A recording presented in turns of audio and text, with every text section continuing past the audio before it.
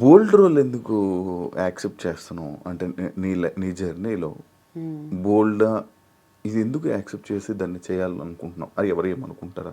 అదేమి దాని గురించి ఆలోచిస్తావా? ఆలోచించవా? అస్సలు. సో, ఫస్ట్ 10 మినిట్స్ కథలోకి ఎంటర్ అవుతున్నప్పుడు బోల్డ్ లానే ఉంటది. ఓకే. ఇది ఇంకా ఓకే బోల్డ్‌లోకి ఎళ్ళిపోతుంది అనగా ఆగిపోద్ది. సో, బేసిక్‌గా ఇది బోల్డ్ కాదు. మూవీ ఎండింగ్ వరకు చూస్తే అవని అనే క్యారెక్టర్ పైన ఒక జాలి వస్తది ఎవరికైనా చూడగానే. సో, నేను కూడా స్టార్టింగ్ ఇది మా మమ్మీ డ్యాడీకి ఒప్పించడానికి కొంచెం కష్టపడ్డాను.